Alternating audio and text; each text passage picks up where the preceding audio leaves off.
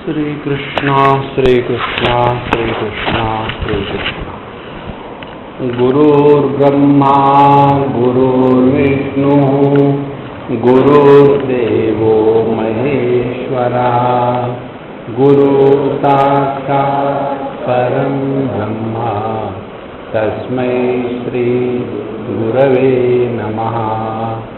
तस्मै श्री गुरवे नमः।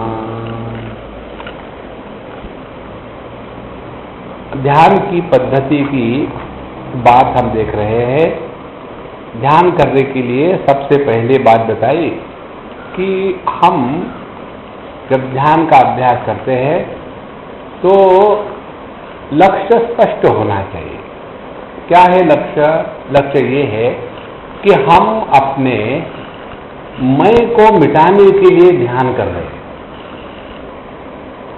मैं को तगड़ा करने के लिए ध्यान नहीं कर रहे। और इस मैं को मिटाने के लिए ध्यान करने के लिए पहली बात यह है कि हृदय में भगवान का स्मरण हो गए। इसलिए इस द्वितीय अध्याय में श्वेताश्वतर उपनिषद के भगवान से प्रार्थना करिए। और उसके बाद प्रार्थना के द्वारा क्या होता है कि हम अपने आप को समर्पित कर देते हैं।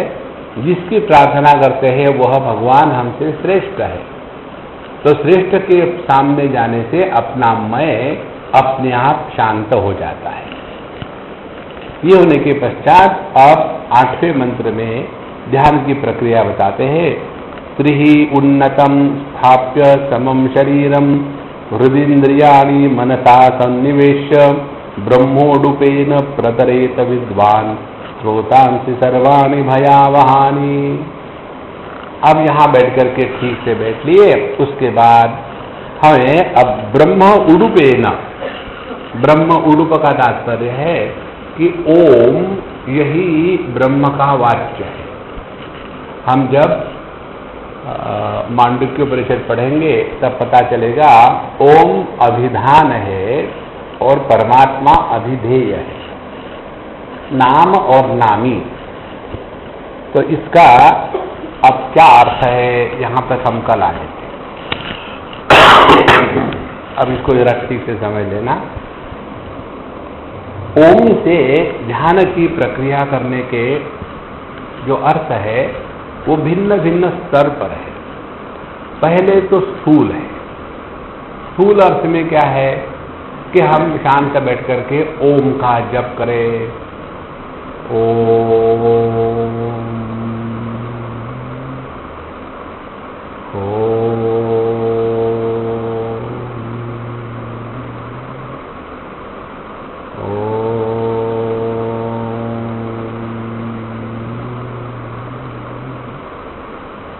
यह स्थूल प्रकार से भगवान के नाम का जप करने से चाहे हम इसका अर्थ समझे या ना समझे उसका प्रभाव निश्चित होगा। जैसे हमको दवाई के बारे में क्या मालूम है कि कौन सी दवाई कैसी काम करती है, लेकिन दवाई का अपना गुण होता है, उसके अनुसार वह काम करती है। उसी प्रकार से मंत्रों की अपनी आपकी शक्ति होती है, उसके अनुसार वो काम करेगा। पहली बात। अब दूसरी बात यह है कि यह जो ओम का हम जप करते हैं इसमें पहले हम शब्द की तरफ ध्यान दें और फिर धीरे धीरे ये शब्द कहाँ से प्रारंभ हुआ और कहाँ इसका अंत होता है उसकी तरफ ध्यान दें। तो पहले समझो आपने 10-15 बार कर लिया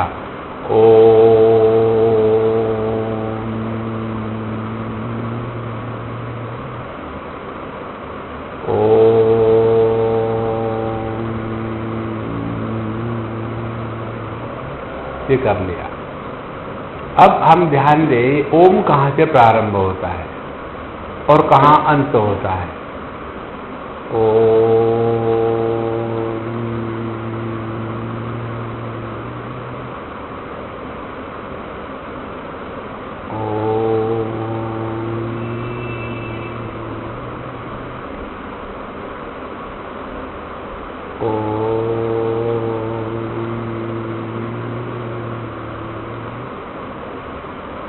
तो आप देखेंगे यदि दूसरे प्रकार से हम ओम का जप करते हैं तब हम अत्यंत सूक्ष्म हो जाते हैं।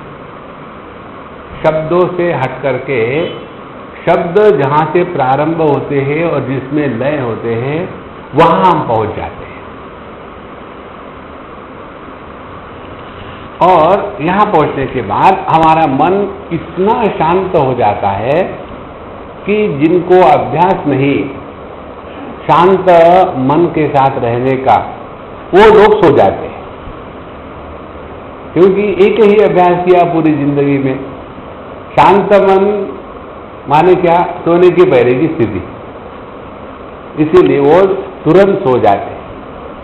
तो ऐसी स्थिति पर आने के बाद जब मन हमारा शांत हो गया है, अब दुनिया का चिंतन नहीं चल रहा है, तब इस मन को ओम के चिंतन में लगावे। अब ओम का चिंतन करना है। इसीलिए ब्रह्म उरूपेण प्रतरेत विद्वान। तो अब ओम का चिंतन क्या है? ओम का चिंतन ये है, जैसे अब इसके ऊपर आप जितना चिंतन करोगे उतना कम है। सभी के सभी रूप आकार आकाश के द्वारा सपोर्टेड होते हैं। आकाश का अपना कोई आकार नहीं है। तो हम पहली स्थिति करें, आकाश स्वरूप है।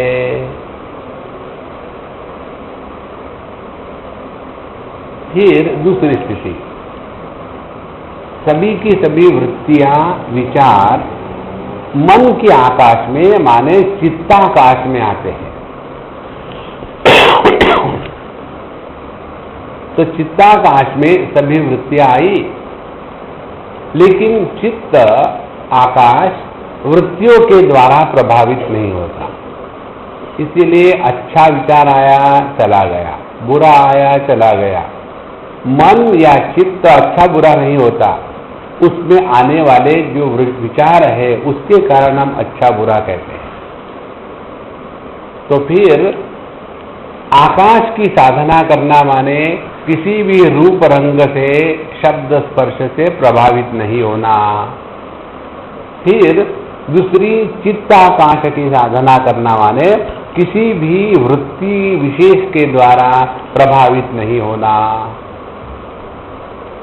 दूसरी स्थिति।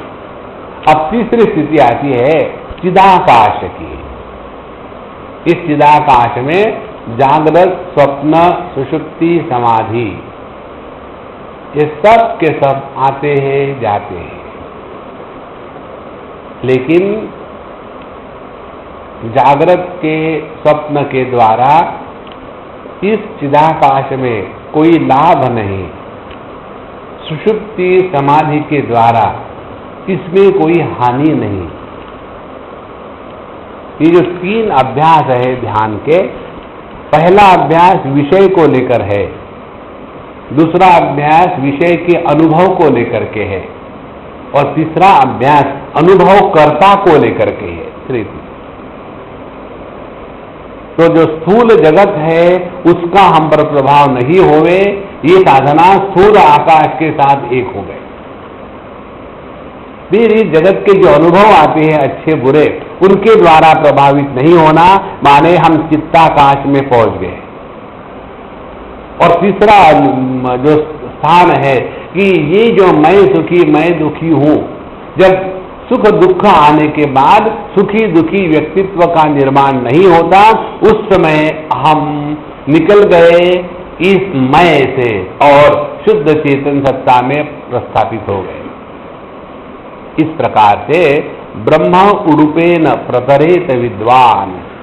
विद्वान का तात्पर्य है वित्त माने जानना, माने जानकार। तो जो जानकार है इस प्रकार से प्रतरेत, अपने आप को हमेशा इस सापेक्षता से हटा करके निरपेक्ष सत्ता में प्रस्थापित कर ले। प्रतरेत विद्वान।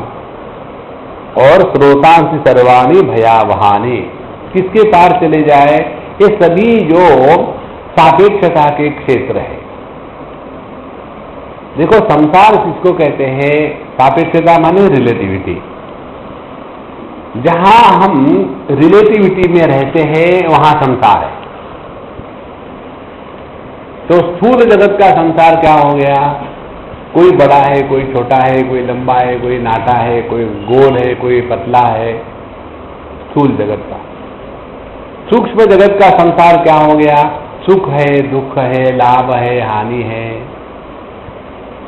और जो अति सूक्ष्म जगत का संसार क्या हो गया, मैं सुखी, मैं दुखी। तो ये तीन स्थितियां हैं।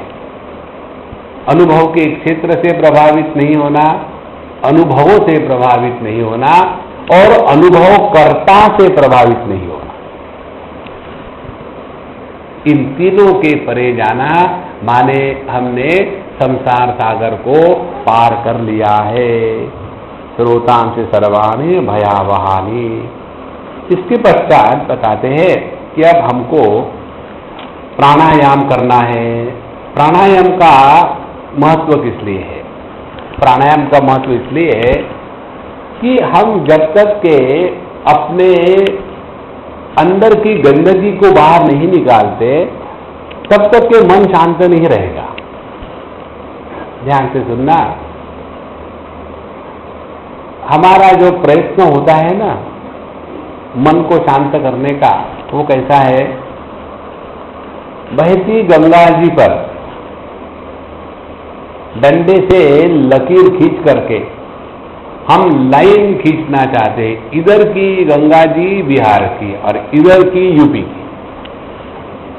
तो जैसे बहते गंगा जी के पानी पर डंडे से खींची हुई लकीर कभी नहीं रह सकती, उसी प्रकार से जब तक हमारा मन, क्योंकि मन भी नदी के जैसा ही बहता है, जब तक कि हमारा ये जो मन है यह किसी परिच्छिन्न वस्तु के साथ जुड़ा हुआ है, तब तक के वो मन उसी परिच्छिन्न वस्तु के संदर्भ में ही विचार करेगा। इसको केवल समझ लेना है, समझो, एक बार समझ लो ना, फटाफट चीज हो जाती है।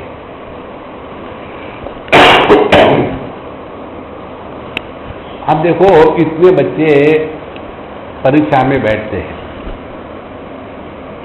तो हमको कभी इसके बारे में विचार आता है? कुछ नहीं। उस समय हम फिलॉसफर बनते हैं। अब देखो 100% तो बच्चे पास नहीं हो गए ना, किसी को तो फेल होना ही है। तो आपने बड़ी त्याग किया और अपने बच्चे को उसमें बलि चढ़ा दिया, वो फेल हो गया। सब फिलॉसफी आ जाती है। और वही जब अपना बच्चा पढ़ रहा हो तो देखो कितनी परेशानी खड़ी हो गई। माने बच्चों की परीक्षा ये दुख का कारण नहीं है। एक बच्चा जो मेरा है उसके साथ तादाद में क्या परेशानी शुरू हो गई। अब इसे हमने सीखा क्या है, सीखना ये है जब हमारा मन परिच्छिन्न वस्तु के साथ हो जाता है तो वो कभी शांत नहीं रह सकता। तो क्या करे, इस परिच्छिन्नता से मन को हटा करके परिपूर्ण में लगा दे। परिपूर्ण में लगाने से क्या होगा, मन फट जाएगा, मन रहेगा नहीं, क्योंकि परिपूर्ण को ग्रहण करने की शक्ति मन में नहीं है। मन केवल उसी को ग्रहण कर सकता है जो देश काल वस्तु इन तीनों के द्वारा परिच्छिन्न है। देखो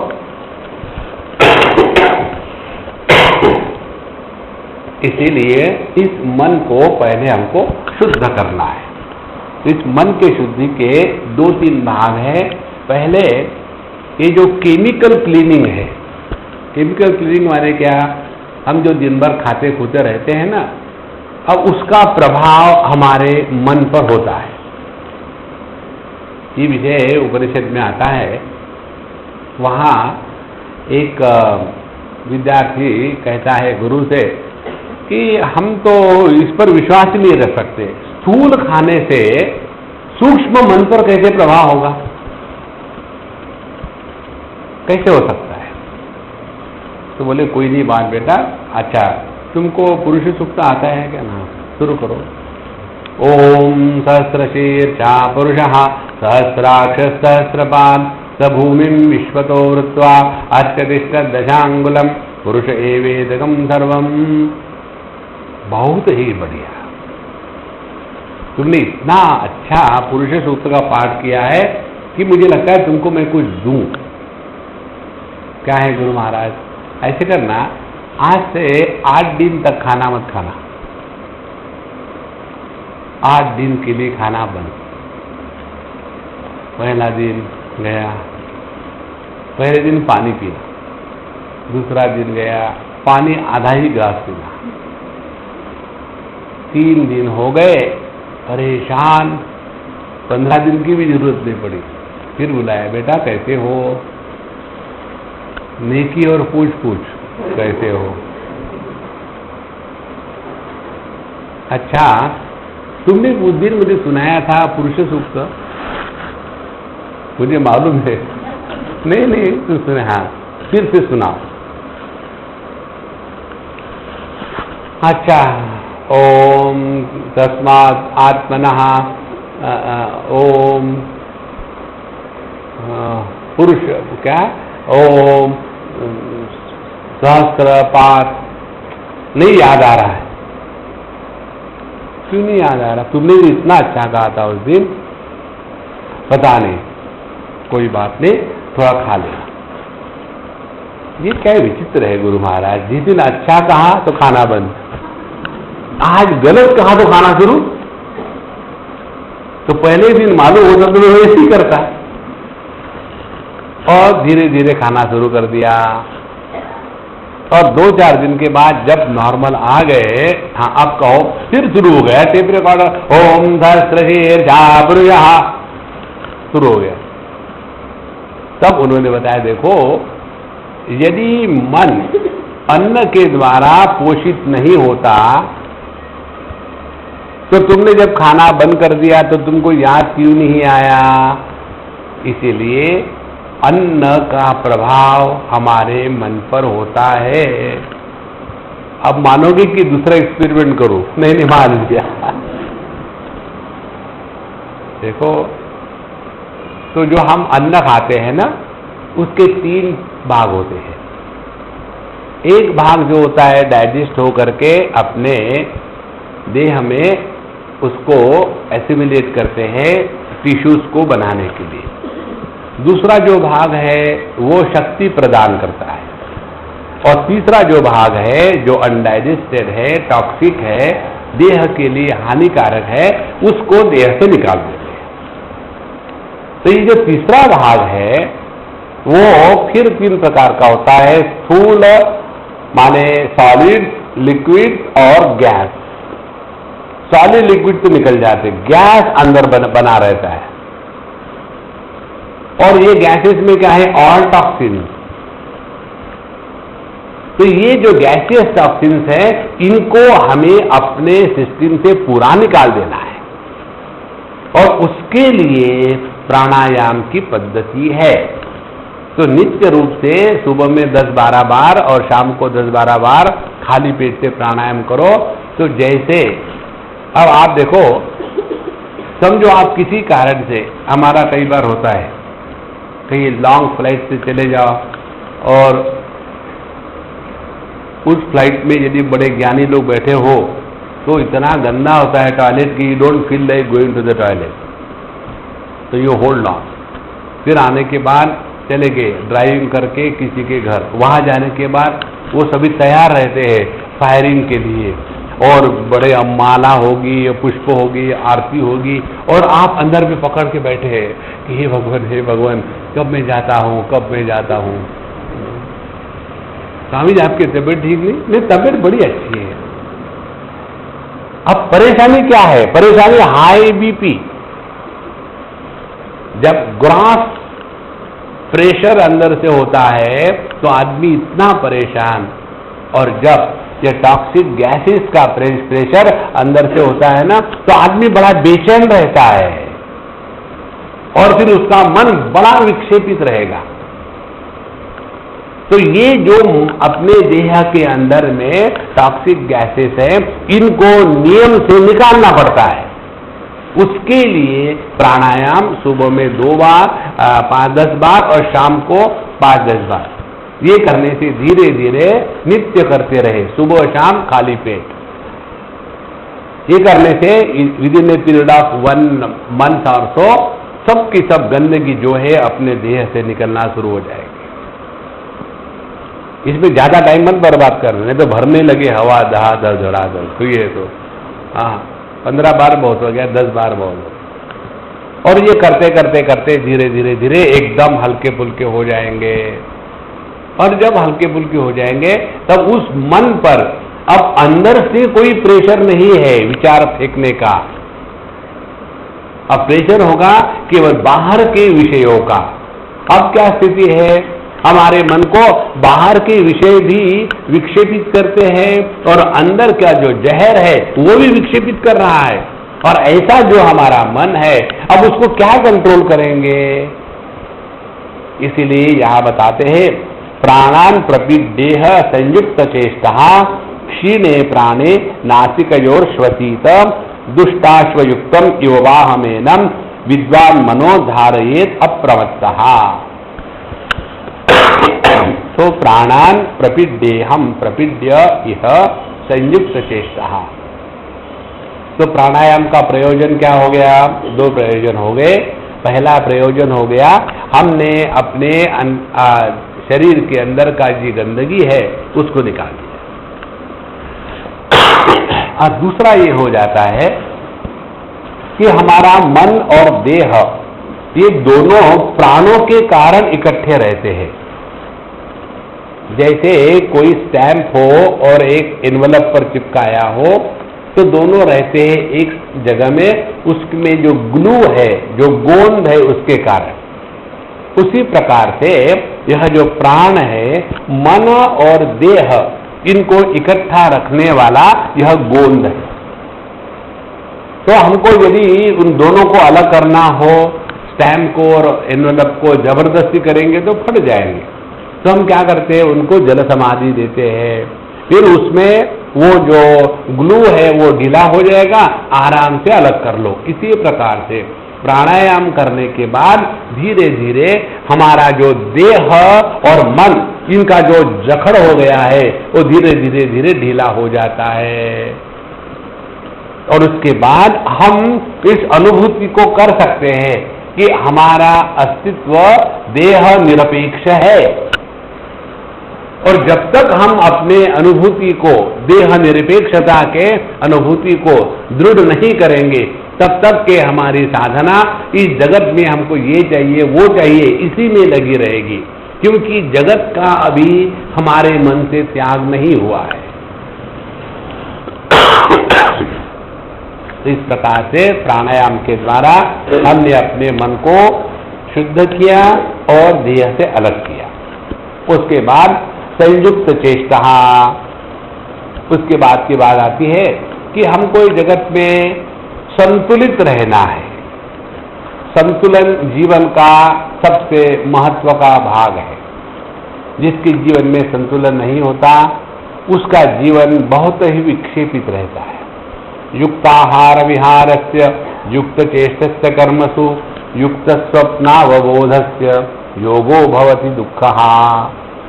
खाना पीना, सोना, उठना, बैठना, चलना, बोलना, नहीं बोलना, इन सब में हमारे अंतःकरण में एकदम सामंजस्य, डिसिप्लिन, इक्वानिमिटी, संतुलन, ये होना आवश्यक है। नहीं तो बोलते ही रहेंगे, अगला आकर के वहां ताला लगे तो तोड़ के बोलेंगे, नहीं तो दूसरा एक्सट्रीम है, नहीं बोलेंगे। This is not life. 5वें अध्याय में भगवान अर्जुन को यही कहते हैं। अर्जुन कहता है 4थे अध्याय के अंतिम श्लोक को सुनने के बाद कि भगवान आप तो कभी कहते हैं कर्म का अनुष्ठान करो, कभी कहते हैं कर्म का त्याग करो, और पता नहीं क्या करें। एक बताओ ना, क्या करें, अनुष्ठान करें या त्याग करें? अब देखो कितनी कॉमन सेंस की बात है। आप खाना खाते ही जाओ, टॉयलेट मत जाओ, संभव है? या टॉयलेट ही खाना मत खाओ, संभव है? नहीं। जीवन में आदान प्रदान दोनों का संतुलन होना चाहिए। इसीलिए भगवान कहते हैं, देखो अर्जुन, डोंट बिकम एक्सट्रीमिस्ट।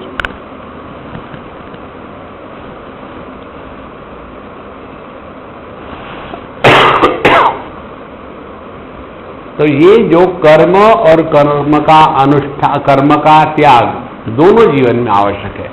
इस प्रकार से संयुक्त चेष्टा। फिर क्षीणे प्राणे नासिकयोः उश्रसीत।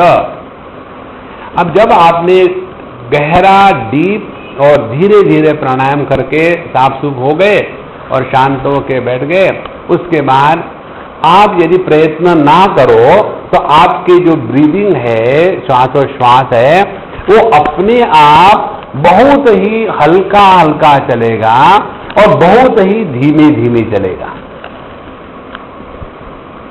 जब हमारे प्राण हल्के और धीमे चलते हैं, उस समय हमारे मन का देह पर जो पकड़ है, वो पकड़ अब धीरे धीरे धीरे हो रही है। ध्यान से सुनना, जब हम गहरा सांस लेते हैं, उस समय हम अपने मन को कारण में लीन कर देते हैं। मन उपलब्ध नहीं रहता, मन सो जाता है। और जब हम जल्दी जल्दी सांस लेते हैं, तो उस समय हमारा मन देह के साथ तादात्म्य करता है। इसीलिए ध्यान करते समय यह जो मन की जो ब्रीदिंग की क्वालिटी है, it has to be slow and shallow. यदि ये जो श्वास है ये स्लो और शैलो नहीं रहेंगे, जहां आप बैठे हो और सांस गहरे होने लग गए, तो समझ लेना आप नींद में जा रहे हो। आपने कभी किसी को देखा है क्या? सोता हुआ आदमी जल्दी जल्दी सांस लेता है, कर कर कर कर कर कर कर कर। हाँ, उसको जल्दी कहाँ है? उसके लिए देश काल वस्तु खत्म हो गए, ना कहीं पहुंचना है ना कहीं जाना है, टाइम की कमी नहीं है। और जब आदमी दौड़ता है खूब, दौड़ने के बाद उसकी सांस गहरी नहीं होती, जल्दी जल्दी होती, क्योंकि उस समय देह के साथ तादात्म्य हो गया है। इसीलिए ये जब अपने प्राणों के स्थिति को हम देखते हैं, उससे निर्णय होता है कि अब हमारा जो मन है देह से अलग हो रहा कि नहीं। और जितना हमारा मन देह से अलग हो जाएगा, उतना हमारे मन में देह को लेकर के और स्थूल जगत को लेकर के विचार आना कम हो जाएगा। जैसे सुषुप्ति अवस्था में हमारा मन देह से एकदम अलग होता है, इसीलिए जागृत अवस्था के कोई भी विषय हमको परेशान नहीं करते। तो क्षीणे प्राणे नासिकयोः उश्वसीत। तो केवल मानो नाक के, नासिका के अंदर में ही हवा हिल रही है, इतना धीरे धीरे हमारा प्राण चलता है। और उसके बाद दुष्ट अश्व युक्तमिव वाहमेनम विद्वान मनः धारयेत्। और जिस प्रकार से किसी रथ के घोड़े हो और दुष्ट हो, बहुत ही खराब हो, तो ऐसे घोड़ों को हमको लगाम के साथ बड़ा कस के पकड़ के रखना पड़ता है, नहीं तो इतना जोर से झटका मारा घोड़ों ने कि हाथ में लगाम पड़ने वाला सारथी सामने जाके गिरा, तो क्या स्थिति होगी? इसी प्रकार तो हमें अप्रमत्तः धारयेत, बिल्कुल सावधान होकर के अपने इंद्रियों पर, अपने मन पर पूरा नियंत्रण रखना है। देखो, ये हो गई ध्यान के आसन पर जाकर के बैठने की तैयारी और प्रक्रिया। उसके बाद कहाँ बैठे? समे शुचौ शर्करा वन्यवानुका विवर्जिते शब्द जलाश्रयादिभिः मनोनुकूलेन तु चक्षुपीडने गुहानिवाताश्रयणे प्रयोजयेत्। फिर ऐसा स्थानों की जो समतल हो, समय कई लोग आपने देखा होगा ध्यान के लिए बैठते हैं तो पीछे से इतना सारा गद्दा या लकड़ी का पट्टा लगा करके बैठते हैं, तो वो ठीक नहीं। अब जिसको कोई बीमारी है तो बात अलग है। फिर शुचौ माने पवित्र स्थान हो। स्थान का पावित्र्य का अर्थ है साफ सफाई मात्र नहीं। आपने स्वयं अनुभव किया होगा, कई बार आप समझो चले जाओ हॉस्पिटल में, एकदम क्लीन है, तो वहां जाकर के बैठो ध्यान के लिए, कभी आपका ध्यान नहीं लगेगा। तो साफ सफाई बाहर की, अंदर के साफ सफाई को कहते हैं पावित्र्य। माने जिस स्थान पर हम ध्यान करते हैं उस स्थान में पावित्र्य का होना आवश्यक है। तो वहां कोई भगवान का मंदिर हो, अपना नियम से उसी स्थान पर बैठ करके ध्यान का अभ्यास करने की रीति हो, वहां किसी प्रकार के भोग ना होवे। ये तो उसी आसन पर बैठ करके चाय पानी पी रहे, कॉफी पी रहे, न्यूज़पेपर पढ़ रहे, पर उसी स्थान पर जाकर के ध्यान करेंगे तो कहेंगे कल का न्यूज़ क्या था, वही न्यूज़ याद आएगा, क्योंकि वहीं बैठ के पढ़ रहे थे। इसलिए शुचौ का तात्पर्य है बाहर के साफ सफाई के साथ अपने मन में उस स्थान के प्रति आदर हो। शर्करा वल्ली वालुका विवर्जिते, और वहां शर्करा माने छोटे छोटे पेबल्स, उसके बाद अग्नि पत्ता और बालुका माने रेती, इससे विवर्जिते वहां नहीं होना चाहिए। उसी प्रकार से शब्द जल आश्रयादि भी विवर्जिते, वहां किसी प्रकार की खटखट खटखुट नहीं चलती रहे। नजदीक में पानी का स्थान नहीं होना चाहिए। पानी का स्थान होगा तो कोई पानी लेने के लिए आएगा, कहेगा अरे रे देखो देखो बाबा जी ध्यान कर रहे, जरा धीरे से बोलना, और स्वयं बोले जा रहे जोर। या तो वहां कोई जानवर आएंगे पानी पीने के लिए, सोचेंगे भगवान आज तुमने खाने पानी के साथ जहाँ ब्रेकफास्ट भी रख दिया है, ठीक है, ओम ब्रह्मार्पणम ब्रह्म हवि, और जब वो ब्रह्मार्पणम ब्रह्म हवि कहेगा तब तुरंत आपका ध्यान टूट जाएगा। इसीलिए ऐसे स्थान पर बैठे, कहते हैं गुहा निवासाश्रयने, किसी इनक्लोजर में जहां किसी प्रकार का विक्षेप ना हो, किसी प्रकार की जोर से हवा न बह रही हो, और मनोनुकूले न तो चक्षु पीड़ने, और ऐसे स्थान पर बैठे कि जहां हमारे मन को, इंद्रियों को, आंखों को पीड़ा न होए। ध्यान से सुनना, एक बात बहुत महत्व की है। जैसे प्रत्येक देह के लिए भिन्न भिन्न प्रकार के पदार्थ अनुकूल होते हैं या नहीं होते हैं। जैसे हमारे देह के लिए चावल अनुकूल नहीं है, तो हम चावल की कोई चीज नहीं खाते। अब चावल की कोई चीज नहीं खाते, इसका तात्पर्य ये है क्या कि हमारे मन में चावल के प्रति द्वेष है? नहीं। इसी प्रकार से हमारा जो मन है ना, वो भी कोई व्यक्ति हो, कोई स्थान हो, कोई क्रिया हो, उसको लेकर के विक्षेप को प्राप्त होता है। अब इस चक्कर में मत पड़ना कि क्यों मेरा ऐसा, हाँ ये मन का विकार है, छोड़ दो उसको, आगे बढ़ो, नहीं तो उसी में पूरा जीवन चला जाएगा।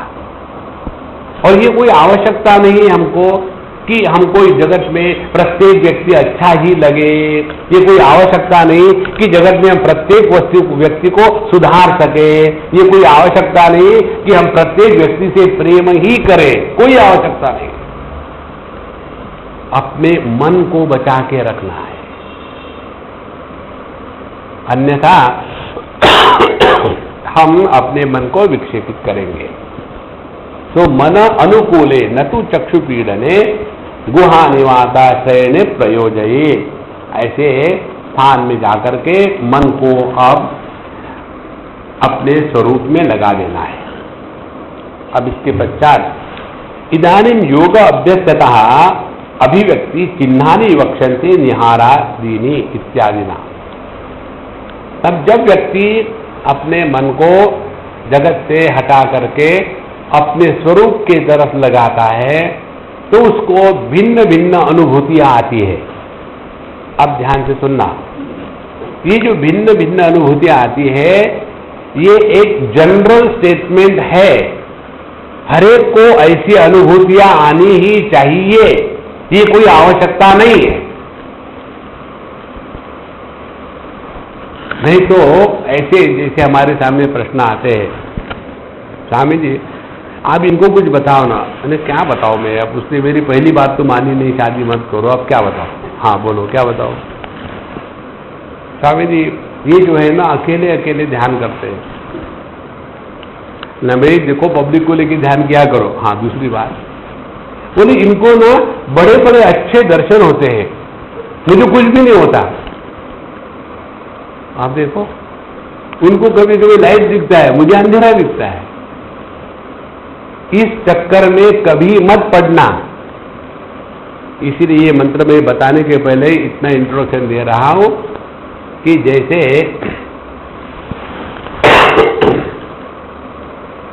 बिजली के जिंदा तारों को हाथ लगाने से आपको शॉक बैठता है। अच्छा, शॉक बैठने से क्या होता है, आप कहोगे बाप रे। अच्छा, और आप है साउथ इंडियन और आपने हाथ लगाया, अयो अभी नहीं हुआ। क्यों बाप रे नहीं कहा? क्योंकि गुरुदेव ने क्या कहा था? गुरुदेव ने ये कहा था कि जब शॉक लगेगा ना तब आदमी बाप रे कहता है। मैंने तो अयो कहा है, माने अभी पूरी हुई नहीं साधना, फिर से लगाओ जब तक के बाप को नहीं याद करेंगे। देखो महाराज इसका अर्थ ये नहीं है। इसीलिए यहां जो बताने जा रहे हैं इसको जरा समझ के स्वीकार करना, नहीं तो बैठ करके परमात्मा को भूल गए। लाल लाइट, हरा लाइट, पीला लाइट, नीला आ गया। इसी में चक्कर में फंसे रहोगे तो कहते हैं निहार धूमार का नीला नलानाम खद्योत विद्युत स्फटिक शशीनाम एतानि रूपाणि पुरस्सराणि ब्रह्मण्य अभिव्यक्ति कराणि योगे। ये सब के सब जो चिन्ह बताए हैं यह केवल मानसिक प्रत्यय है। जिस ज्ञान में ज्ञाता और ज्ञेय यह भेद बना रहता है, ये सब का सब मन का विकार है। तो क्या क्या होता है, योगाभ्यास आरंभ करें तो पहले पहले हमको अनुभव लगता है जैसे फॉग आ गया हो। फॉग का अर्थ मालूम है ना, आजकल बहुत चल रहा है दिल्ली में और हर जगह में, सब फ्लाइट डिले हो रहे हैं। फॉग का अर्थ है फेलियर ऑफ गवर्नमेंट। तो चारों तरफ में कोहरा छाया हुआ है। उसके बाद कभी कभी धुआं दिखता है, कभी कभी सूर्य, अग्नि, वायु, उसके बाद रात के समय जुगनू या बिजली कड़कती है, स्फटिक मणि, चंद्रमा, ये भिन्न भिन्न ऐसे अनुभूतियां आने लग जाती है। अब ध्यान से सुनना, यदि ये आपको हो रहा है तो कोई खास बात नहीं, और यदि नहीं हो रहा है तो कोई बुरी बात नहीं। नहीं तो इसी चक्र इसमें कितनी बात बताई थी, कोहरा, धूप, सूर्य, वायु, अग्नि, खद्योत, विद्युत, स्फटिक, चंद्रमा। 9 में से 6 हो गए, अब 3 बाकी है। इस चक्कर में प्लीज मत पड़ना, नहीं तो पूरा समय इसी में चला जाता है कि कल चंद्रमा दिखा था, आज कौन देखेगा। अच्छा, और आगे बताते हैं अगले मंत्र में, पृथ्वी अब तेजः अनिलखे समुत्थिते पंचात्मके योग गुणे प्रवृत्ते न तस्य रोगो न जरा न मृत्यु प्राप्तस्य योगाग्निमयम् शरीरम। पृथ्वी इत्यादि के जो 5 गुण है, शब्द स्पर्श रूप रस गंध, उनका संवित जागृत हो जाता है। इसका एक अर्थ समझ लो, गंध का संवित जागृत होना माने, ये सब योग शास्त्र में आती है बातें, तृतीय पाद जो है विभूति पाद, उसमें हमारे पतंजलि महर्षि सब बातें बताते हैं। हमारा जो मन है इसमें सभी विषयों को ग्रहण करने की क्षमता है। हमारी जो आंखें हैं वो केवल रूप रंग को ग्रहण करती है, कान जो है केवल शब्द को ग्रहण करता है, लेकिन मन में सभी प्रकार के विषयों को ग्रहण करने की क्षमता है। अच्छा, इसीलिए जब हमने अपने मन को संयमित किया और इस क्षमता को प्रकट किया विषयों के न रहते हुए भी, तो जो प्राकट्य होता है उसको कहते हैं सिद्धियां। और ये जो सिद्धि है, इसके द्वारा यदि हमने हाथ में एक ऐसा कागज ले लिया और अभी हमारी यह गंध समित जागृत हो गई, तो हम कहेंगे कि देखो इसको कितनी बढ़िया चंदन की खुशबू आ रही है। केवल संकल्प मात्र से इस कागज में चंदन की खुशबू आने लगेगी और आप बन जाओगे गंधी बाबा। देखो, क्योंकि सभी के सभी जितने विषय है उनका स्थान है मन, और इस मन को यदि हमने नियंत्रित किया, संयमित किया, और उस संयम के द्वारा किसी भी, जैसे नासिकाग्र पर यदि हम संयम करेंगे तो नासिकाग्र पर संयम करने से गंध संवित जागृत हो जाता है। यदि हमने अपना संयम कर लिया मन का और उस संयम को हमने अपने गले में जहां विशुद्ध चक्र है वहां यदि केंद्रित किया तो व्यक्ति के जीवन से भूख प्यास हमेशा के लिए मिट जाती है। यदि हमने अपने इस संयम को प्रकट जागृत किया और नाभि में कर लिया उसका संयम, तो हमको चतुर्दश भुवनों के दर्शन होने लग जाते हैं। तो ये जो भिन्न भिन्न सिद्धियां है ये केवल इसलिए है कि ये जो बताते हैं योग शास्त्र में ये बकवास नहीं है, ये होता है। और इस प्रकार से जिसने योग गुणे प्रवृत्ति, जिसने योगाभ्यास में प्रवृत्त किया है उसको ये सभी की सभी संवित जागृत हो जाती है। और जब ऐसे सब जागृत हो गए तो क्या होगा, न तस्य रोगः न जरा न मृत्यु, फिर उसके जीवन में कोई भी रोग नहीं आते। इसी को लेकर के जो अज्ञानी लोग हैं वो कहते हैं यदि वो महात्मा रियलाइज है तो उनको कैंसर कैसे हुआ। देखो, इसको क्लियर कर लो अपने मन में। रामकृष्ण परमहंस जी को जब कहा कि आपको कैंसर हो गया, आप इतने दुखी हो, तो मां से बोल करके ठीक करवा लो, तो वो कहते थे मैं तो दुखी हूं नहीं और मुझे कैंसर हुआ नहीं। अब देखो उनकी वो दृष्टि। और हमारे बंबई वाले जो थे निसर्ग दत्त महाराज, उनको जब कैंसर हुआ तो उन्होंने कहा कि मुझे कैंसर नहीं हुआ, फिर मैं कैंसर हूं, मेरे सिवा कैंसर का अस्तित्व नहीं हो सकता। देखो, व्यतिरेक की दृष्टि से समझो या अन्वय की दृष्टि से समझो, अर्थ एक ही है। न तस्य रोगो न जरा न मृत्यु प्राप्त से योगाग्निमयम शरीरम, क्योंकि उन्होंने योग के अग्नि के द्वारा अपने शरीर को ऐसा निरोगी बना लिया है। और आप देखेंगे जब तक आप अपना पूरा ध्यान देह को निरोगी रखने में रखोगे तो जिंदगी उसी में चली जाएगी। और अगला सवाल ये आता है, आपने देह को निरोगी कर लिया और आप चिरंजीव बन गए, आगे व्हाट नेक्स्ट? सबसे बड़ा शाप मालूम है क्या है? बुढ़ापे में जाकर भी नहीं मरना। सबसे बड़ा, किसी को शाप देना है ना, आपको ये शाप देना, जा तेरी उम्र बड़ी लंबी हो 200 साल की। इसीलिए हमको ध्यान यही रखना है कि योगाभ्यास का तात्पर्य देह को निरोगी बनाने में नहीं है। योगाभ्यास का तात्पर्य है देह निरपेक्ष चेतन सत्ता को पहचानना है। इसीलिए ध्यान की दो प्रक्रिया है, साधना के दो अंग है। एक अंग होता है प्रकृति प्रधान साधना और दूसरी होती है चैतन्य प्रधान साधना। जो प्रकृति प्रधान साधना है उसमें वो प्रकृति को नियंत्रण में ला करके फिर उसके आगे चले जाएंगे, लेकिन जिसने प्रकृति को नियंत्रण में लाया है वो उसी में फंस जाता है। देखो,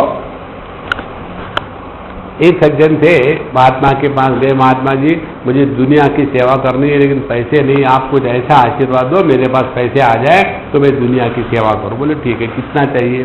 बोले 1 करोड़ तो कम से कम होना चाहिए। बोले ठीक, हो जाएंगे तुम्हारे पैसे 1 करोड़ 1 साल में। अब उन्होंने जो भी कार्य लिया हाथ में धड़ाधड़ 1 करोड़ हो गए। फिर पहुंचे, महाराज जी आपने जो कहा था ना हो गया, लेकिन अब मुझे समझ में आया 1 करोड़ से कुछ नहीं होता, कम से कम 10 करोड़ तो चाहिए। बोले ठीक है, तथास्तु 10 करोड़ हो गए। फिर गया, इसमें तो बहुत ही हार्डली कुछ कर सकेंगे, और चाहिए। There is no end. प्रकृति में किसी भी प्रकार का इंप्रूवमेंट नहीं हो सकता।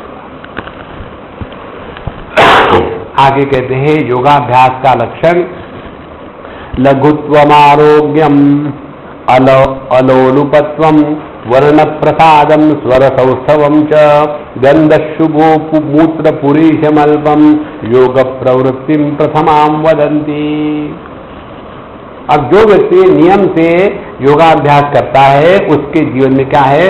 लघुत्वम, शरीर एकदम हल्का फुल्का रहता है, ऐसा नहीं मोटा का मोटा कि हाथी चल रहा है धड़ाधड़, क्या है योगी है, नहीं। तो लघुत्वम, उसके बाद आरोग्यम, उसके जीवन में रोग का नामो निशान नहीं। उसके बाद अलोलुपत्वम, माने किसी भी विषयों के प्रति आसक्ति खत्म हो जाती है।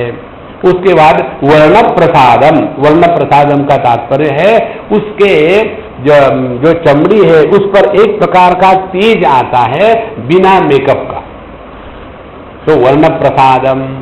उसके बाद स्वर सौष्ठवम च, उसके स्वर में, उसके शब्द में एक ऐसी मिठास होती है कि जिसको सुन करके अगले का मन प्रसन्न हो जाता है। यह मिठास गाने वालों की मिठास से भिन्न होती है। जो गाना गाने वाले होते हैं ना, आऊ करने वाले, उनकी मिठास अलग है। और जिन्होंने योगाभ्यास करके अपने आपको इस प्रभु के चरणों में समर्पित कर दिया है, उनके आवाज में कोई और ही मिठास होती है। और आगे कहते हैं स्वर सौष्ठवम च गंधहा, माने उनके देह से कभी भी दुर्गंध नहीं आता। हम एक अवधूत अम्मा से मिले थे, बहुत पुरानी बात है। वो नग्न रहती थी, पता नहीं उसकी उम्र कितनी होगी, शायद 50 के करीब होगी। और हम जब उनको मिलने गए, किसी के घर में रहती थी और एक लोहे की कॉट पर सो रही थी ऐसी। बोले 3.5 दिन से सो रही है, अब पता नहीं उठेगी, आपको दर्शन देगी कि नहीं देगी। तो हमने कहा ठीक है, हमने वो ले गए थे ऑरेंजेस, संतरे, वहाँ जाकर के रख दिए, नमस्कार करके निकले। वहाँ तो उठ के बैठे, कहाँ जा रहे हो? कहीं नहीं, दर्शन के लिए आए, इधर आओ। हम गए, बस उसने हमको बड़ा हक किया, किस किया। 3 दिन से जो व्यक्ति सो रहा हो उसके देह से, मुख से कहीं भी इतनी दुर्गंध नहीं। हम लोग 4 घंटे सोते हैं, सुबह उठने के बाद पहली बात क्या है, ब्रश करके कर क्लीन कर लो। इसीलिए गंध, उसके बाद वहाँ अच्छा सुगंध, और मूत्र पुरुष माल्पम, उसका पेशाब टट्टी भी बहुत कम होता है। आप लोगों ने पढ़ा है कि मुझे मालूम नहीं, पूरे साईं बाबा के जीवन में, शिरडी के साईं बाबा के जीवन में कहीं भी ये नहीं आता उन्होंने कभी दतुन की है। और वो कई बार जहां अपने द्वारका माई है वहीं थोड़ा गड्ढा करके वहीं अपना टॉयलेट कर लेते, ढक देते थे, कहीं गंदगी नहीं, क्योंकि वो प्रकृति तत्व से एक हो जाते हैं। इसीलिए प्रकृति की जो विकृति है वो उनमें प्रभाव नहीं करती। तो मूत्र पुरीशमल्पम योग प्रवृत्ति प्रथमाम वदंती, ये सब की सब योग की प्राथमिक सिद्धियां है। यथैव बिंबम हृदयोपदीप्तम तेजोमयम भ्राजते तत्सुधांतम तद्वाद आत्मतत्वम प्रथमीक्षदेहि एककृतार्थो भवते वीतशोकः। जैसे कोई सोना चांदी का टुकड़ा हो, उसके चारों तरफ मिट्टी हो, गंदगी हो, तो उसको हम अग्नि में तपा करके जैसा तेजोमय चमकने लग जाता है, उसी प्रकार से यह जो देहदारी है, यह धीरे धीरे अपने इस प्रकृति के गंदगी को तपा करके, तपस्या के द्वारा निकाल करके उसका आत्म तत्व का साक्षात्कार उसको होने लग जाता है। और उसमें तीन बातें आती है, कृतकृत्यता, शोकराहित्य और अखंड आनंद की अनुभूति। इस प्रकार से यह जो पहले अध्याय में बताया था कि हमें अपने स्वरूप में निष्ठा प्राप्त करना है, उसके लिए योगाभ्यास, और योगाभ्यास के लिए सबसे पहले ईश्वर को हमको जागृत करना है प्रार्थना इत्यादि करके, उसके पश्चात योग का अभ्यास करना है। और जब योग का अभ्यास करेंगे तो धीरे धीरे हम बाहर से हट करके अपने अंदर में आएंगे, और अंदर में आने के बाद फिर हमारा ध्यान एक ही तत्व चिंतन में लगेगा, तो धीरे धीरे केवल परमात्मा मात्र रहता है और मैं ध्यान कर रहा हूँ। ध्यातृ ध्याने परित्यज्य ध्येयमेवावशिष्यते, केवल परमात्मा मात्र बचा रहता है। इस प्रकार से यह जो साधक है अपने स्वरूप में निष्ठा प्राप्त कर सकता है। आगे कहते हैं कि वीत शोकः भवते, ये अपने जीवन से दुख को निवृत्त कर देता है। कैसे? यदात्मतत्वेन तु ब्रह्म तत्वं दीपोपमेनेह युक्त प्रपश्येत् अजं ध्रुवं सर्वतत्वैर्विशुद्धं ज्ञात्वा देवं मुच्यते सर्वपाशैः। अब उसमें अपने आप को ठीक से पहचान लिया है। क्या पहचान लिया? यदा आत्मतत्वं तु ब्रह्म तत्वं इति, इस प्रकार से जो अपने को समझता है, क्या कि मैं जो हूं, ध्यान से सुनना, मैं जो हूं, पहली स्थिति क्या है कि देह और देह के जो विकार है इनसे भिन्न हूं, उसको कहेंगे आत्मदर्शन। और आत्मदर्शन होने के बाद यह जो आत्मा है ये पर हेड एक नहीं है, एक ही आत्म तत्व सभी देह से अभिव्यक्त हो रहा है। देखो, ऐसी कल्पना कर लो कि ये बिजली का जो अंदर वायर है जिससे प्रकाश आ रहा है, एलिमेंट, उस एलिमेंट ने पहले ये समझ लिया कि मैं बल्ब से अलग हूं, ठीक है। उसके बाद ये मुझ में से जो अभिव्यक्ति हो रही प्रकाश की, यह प्रकाश हर एक बल्बों में भले अलग अलग हो रहा हो, लेकिन ये सभी का सभी प्रकाश एक ही बिजली का है। देखो, इसी प्रकार से जब यह अपने को ब्रह्मरूप से पहचानता है, यही वेदांत की पराकाष्ठा है। ब्रह्मात्मैक्य बोध, ब्रह्मात्मैक्य बोध माने पहले अपने को हमने देह के उपाधि से अलग कर लिया, उसके बाद अपने को देह निरपेक्ष स्वीकार करने के पश्चात ये नहीं मैं तो आत्मा हूं लेकिन बाकी के लोग मुझे समझते नहीं। फिर यह जो आत्मा मैंने अपने आप को पहचाना है, इसका स्वरूप क्या है? तो उसका स्वरूप हो जाता है कि यह एक ही परमात्मा तत्व सभी उपाधियों से प्रकट हो रहा है। तो उपाधियों के माध्यम से प्राकट्य को कहेंगे आत्मा, और जो निरुपाधिक तत्व है उसको कहेंगे ब्रह्म। जैसे जो प्रकाश नहीं देती वो बिजली, और जो प्रकाश के रूप में अभिव्यक्त हो रही है वो भी बिजली।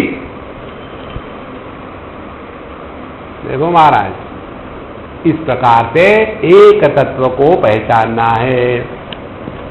यस्याम अवस्थायाम आत्मतत्वेन स्वेन आत्मना किम विशिष्टेन दीपोपमेन दीपस्थानेन प्रकाश स्वरूपेण ब्रह्म तत्वं प्रपश्येत।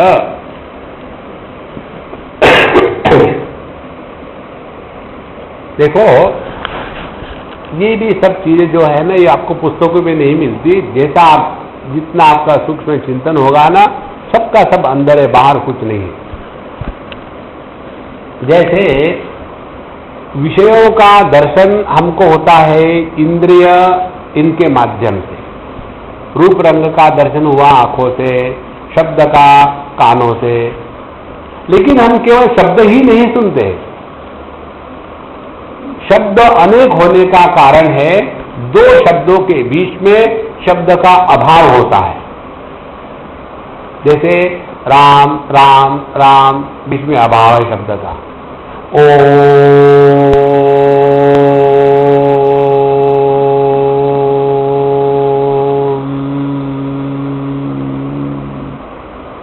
अब ये इतना लंबा ओम एक, और राम राम राम तीन। कारण क्या है? एक राम के बाद अभाव शब्द का। माने हम दो बातें सुनते हैं, एक तो शब्द सुनते हैं और दूसरा शब्द का अभाव सुनते हैं। कान हमारे केवल शब्द को ग्रहण कर सकते हैं, शब्द के अभाव को नहीं ग्रहण कर सकते, लेकिन शब्द के अभाव को भी हम ग्रहण कर रहे हैं ना। तो शब्द के अभाव को जो कान रहित ग्रहण है, वो कौन कर रहा है? देखो संतो, इसीलिए ब्रह्म तत्वम प्रपश्येत, परमात्मानम आत्मना एव जानियात इत्यर्थः। इसीलिए परब्रह्म को आत्मस्वरूप से पहचानना है।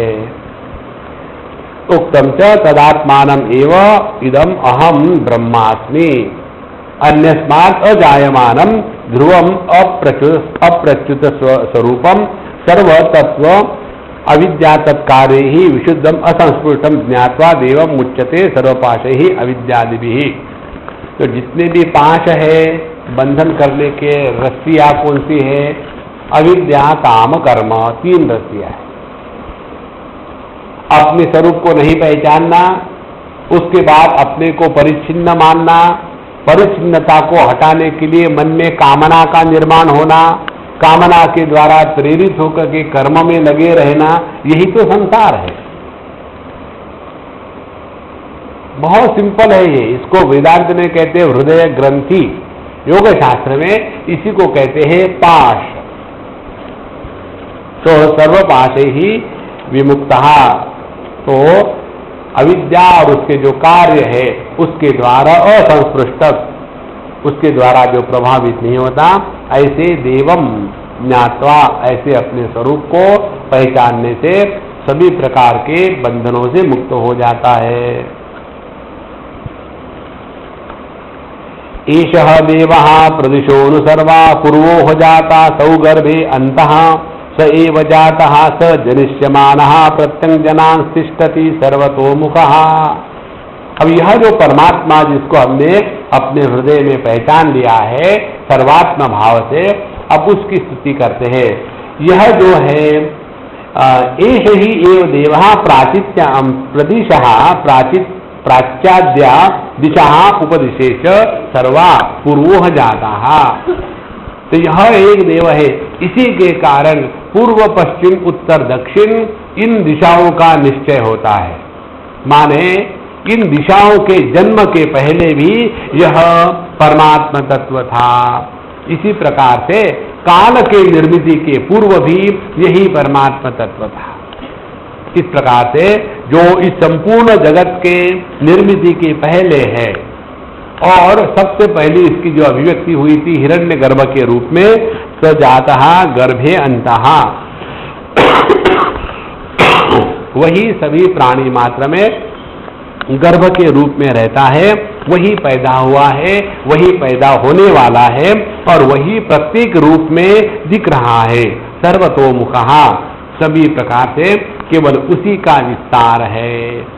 जैसे इसको आप समुद्र के ऊपर लगवा लो कि वही समुद्र है जो आज तक जितनी लहरें आ गई वो लहरें इसी समुद्र से आई थी, अभी जो है वो इसी से आई है, और आगे जितनी आने वाली है वो इसी से आएगी।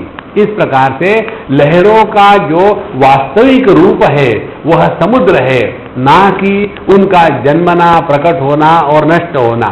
इसी प्रकार से यह नित्य निरंतर परिवर्तनशील जगत में केवल एक ही आत्म तत्व है जो अपना आपा है। ऐसे इस परमात्मा को आत्मभाव से पहचानना है। यो देवो अग्नो यो अप्सु यो विश्वं भुवना विवेश यो ओषधीषु जो वनस्पतिषु तस्मै देवाय नमो नमः। जो अग्नि में है, जल में है, जिसने सभी जगत को व्याप्त करके रखा है, जो औषधि में है, वनस्पतियों में है, उस देव को हम नमस्कार करते हैं।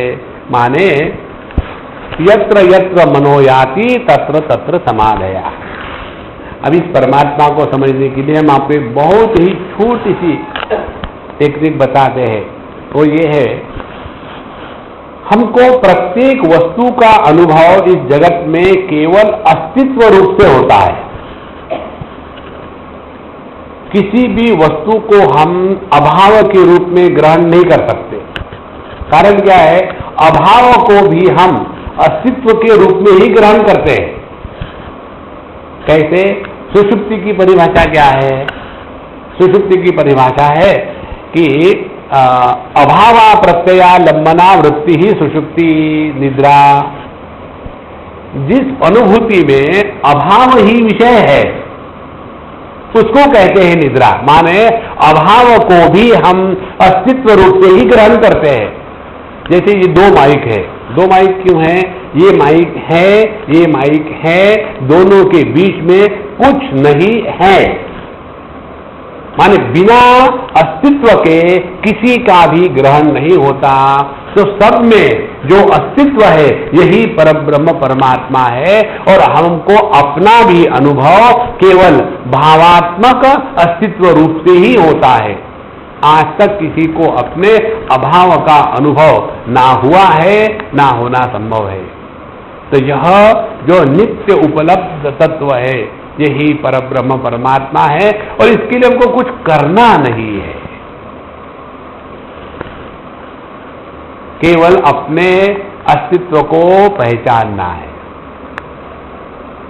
देखो कई बार हो जाता है ना, एक बार ये मेरा जो माइक है यही था और सब बंद करके चले गए, और जब मैं ऑन ही था मुझे ध्यान तक नहीं रहा, और जब घर गए और वहां ढूंढ रहा था माइक कहाँ गया, माइक कहाँ गया, पता नहीं गुम हो गया, अब क्या करेंगे, कैसे करेंगे। फिर मैंने फ़ोन किया, देखो वहाँ के रात ने वहाँ यज्ञशाला में सब लोगों ने ढूंढ के निकाला, कहाँ गया कहाँ गया कहाँ गया। और फिर वो मैं समझे अब क्या ढूंढ रहे हैं। मैंने कहा देखो अम्मा मेरा माइक वहाँ रह गया शायद। बोले यहाँ क्या लगा है ना माइक। उस समय की जो हंसी होती है ना, बेवकूफ़ की हंसी होती है ना, समझदारी की नहीं होती है, वो बेवकूफ़ की होती है। घंटे से परेशान था। इसी प्रकार से तो ये माइक की क्या उपलब्धि हो गई?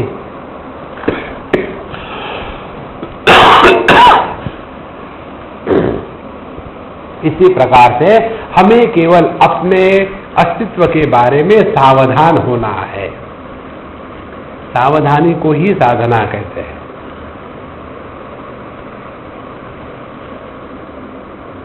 इसके साथ यह द्वितीय अध्याय पूरा हुआ। उसके पश्चात अब तृतीय प्रारंभ होता है, और इस तृतीय अध्याय में कथम अद्वितीय से परमात्मना ईशित्रिषितव्य आदिभावः इति आशंक्य आह। जो एक ही एकमेवा द्वितीय परमात्मा है, उसमें वो जगत का नियंत्रण करने वाला, जगत को निर्माण करने वाला, जगत का संहार करने वाला, ऐसा द्वैत का भाव एक परमात्मा में कहां से आया? यदि आप कहते हो परमात्मा एकमेवा द्वितीय है जिसमें द्वैत की दुर्गंध नहीं है, तो सवाल ये है ये द्वैत परमात्मा में कहां से आया? या तो ऐसे कहो कि परमात्मा द्वैत युक्त है लेकिन उसके द्वारा प्रभावित नहीं होता, या तो परमात्मा को अद्वितीय कहना बंद कर दो। यदि परमात्मा को अद्वितीय कहेंगे तो जीव जगत ईश्वर भेद की स्थिति क्या है वो बताओ। इसको लेकर के अब तृतीय अध्याय प्रारंभ होता है। य एको जालवान ईशते ईशनीभिः सर्वान् लोकान् ईशते ईशनीभिः य एक एव एकः उद्भवे संभवे च य एतद्विदुः अमृताते भवन्ति। कहते हैं यह एक परमात्मा, परमात्मा तो एक ही है। अब ये जो सिद्धांत है ना, ये बहुत ही चक्कर काटने वाला सिद्धांत है।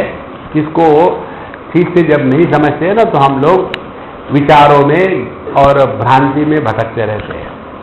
ये सिद्धांत क्या है? परमात्मा और उसकी जो शक्ति है, उसकी क्या स्थिति है? उसके लिए उदाहरण ले लो, अग्नि और उसकी दाहिका शक्ति। अब देखो, इस लकड़ी में अग्नि है, इसको कैसे स्वीकार कर सकते हैं? क्योंकि दिखता तो है नहीं, लकड़ी ठंडी भी है, इसमें अग्नि कैसा हो सकता है? तो फिर हम उसमें अग्नि प्रकट करेंगे, उसको घिस करके या बाहर से आग लगा करके।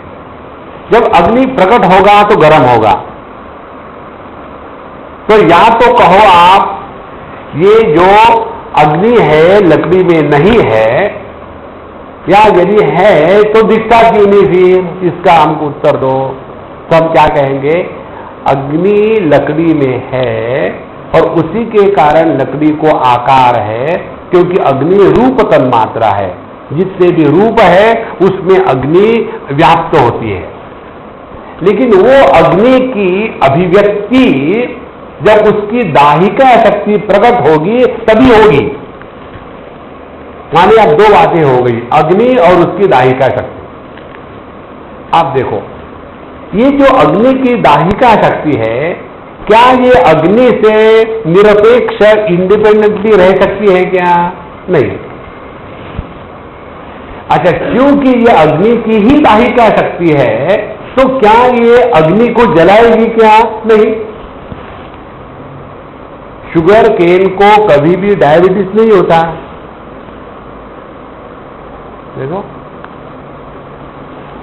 तो दो बातें हो गई, शुगर और उसकी मिठास। इसी प्रकार से परमात्मा और उसकी शक्ति,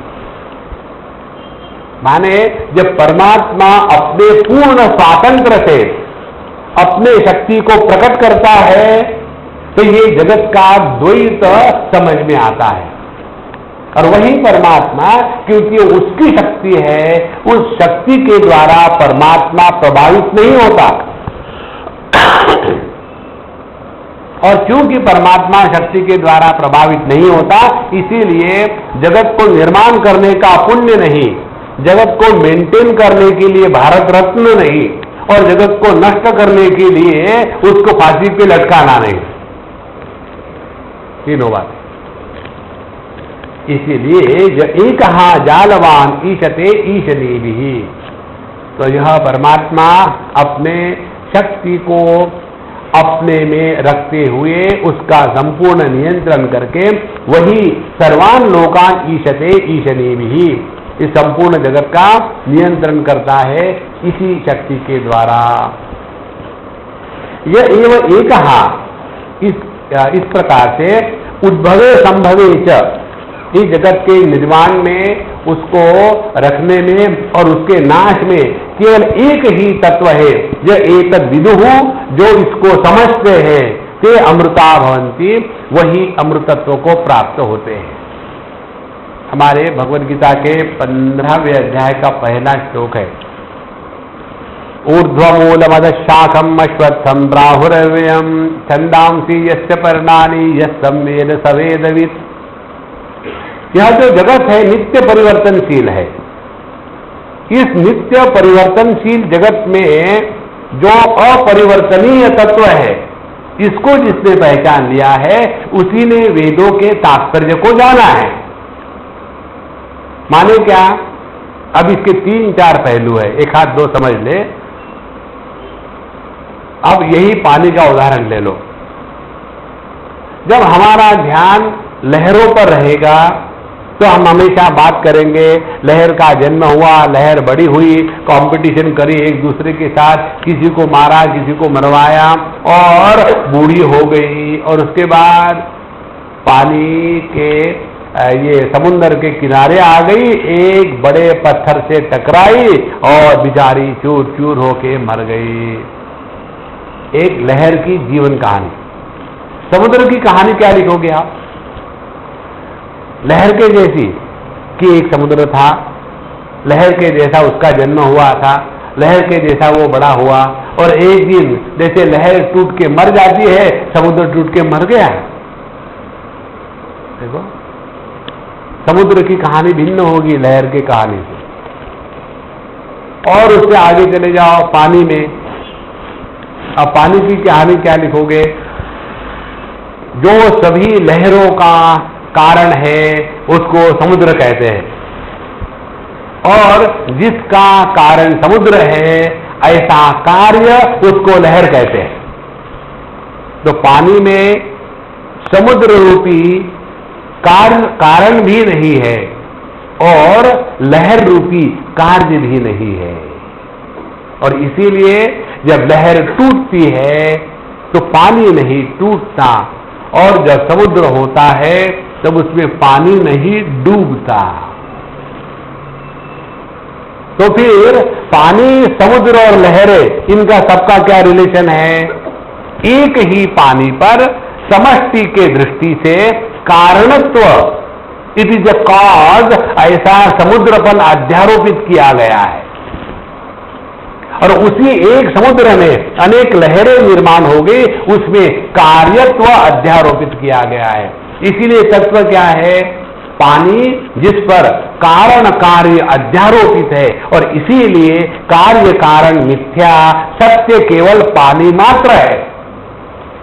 इस प्रकार से जो इस जगत को देख करके हम परमात्मा का अनुमान निकालते हैं ना, लहरों को देख करके पानी को जाना तो हमने उसको समुद्र कहा, और समुद्र को देख करके लहरों को जाना तो हमने उसको लहर करके कार्य कहा। लेकिन जब हम लहर को हाथ लगाते हैं तो पानी को ही लगाते हैं, समुद्र में कूदते हैं तो पानी में ही कूदते हैं। इसी प्रकार से यह जीव जगत ईश्वर, इसका निर्माण, इसका नाश, इसका निर्माण करने वाला, ये सभी का सभी एक ही परमात्मा तत्व है, जिस पर ये सभी का सभी अध्यारोपित मात्र है। यह एतद् विदुः ते अमृता भवन्ति। जो इस एक परमात्मा तत्व को, जिस पर कार्य कारण अध्यारोपित है, इसको पहचान लेते हैं, वही अमृतत्व की प्राप्ति करते हैं। और इसलिए उनके जीवन में ना तो कोई अन्य है, जब कोई अन्य नहीं है तो किसी को ना आशीर्वाद देना है, ना किसी को शाप देना है। देखो, जहां जहां शॉपिंग सेंटर होता है ना, वहां द्वैत होता है।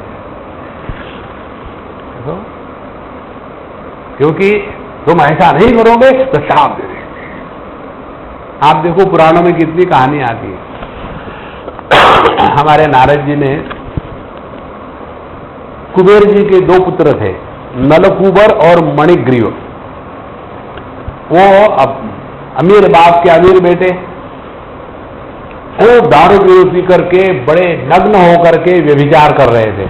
उधर से नारद जी आए तो नारद जी से खिलवाड़ करने लग गए। तो नारद जी ने गुस्सा किया, ऐसा तुम इस योनि में रहने के लायक नहीं हो, तुम जड़ हो जाओगे। और फिर वो दो पेड़ों के रूप में निर्माण होते हैं। सॉरी, हमको माफ कर दो, गलती हो गई, कोई बात नहीं। भगवान अवतार लेंगे श्री कृष्ण के रूप में, और उस समय बीच में से जाएंगे, तुम्हारा दोनों का उद्धार होगा। ये कहानी कहाँ हो सकती है? यदि मेरे ही दांतों ने मेरे जिह्वा को काटा है, जिह्वा शाम देंगे क्या?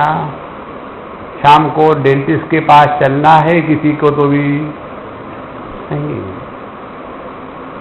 देखो, इसीलिए जब तक के इस अद्वैत के तत्व में हम निष्ठा प्राप्त नहीं करेंगे, तब तक संसार ही है। अगली बातें कर करेंगे।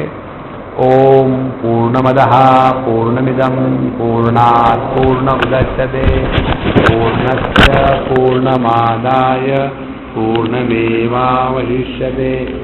ओम शांति शांति शांति। हरि ओम। श्री गुरुभ्यो नमः। हरि ओम।